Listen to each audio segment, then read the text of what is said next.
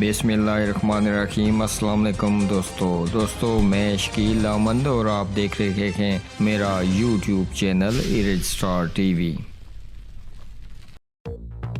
मीरपुर का नौजवान बेजुबान को बचाते खुद मौत का शिकार हो गया। लाश घर पहुंची तो कराम मच गया। इलाके की फिजा सोगवार, हर आंख नम। मीरपुर के नवाई इलाके खालकाबाद में मोटरसाइकिल सवार बकरी को बचाते हुए जिंदगी की बाजी हार गया। नौजवान के जाँ बाक होने की खबर जंगल की आग की तरह पूरे इलाके में फैल गई। अहले खाना शिद्दत गम से नडाल। इलाके की फिजा सोगवार। अल्लाह पाक नौजवान को जन्नत में आला मुकाम अता फरमाए, आमीन। तफसीलात के मुताबिक मीरपुर का नौजवान खालकाबाद के करीब बेजुबान को बचाते हुए खुद मौत का शिकार हो गया। नौजवान चौधरी मोहम्मद बूटा आफ बलवाड़ा मीरपुर से दूध फरोख्त करके वापस बलवाड़ा जा रहे थे कि खालकाबाद के मकाम पर बकरी को बचाते हुए गहरी खाई में जा गिरे। मैयत घर पहुंचने पर कराम मच गया। बलवाड़ा में सुपुर्द खाक कर दिया गया। नमाज जनाजा में उम्मीदवार असेंबली चौधरी फैज अहमद फैजी, चौधरी रशीद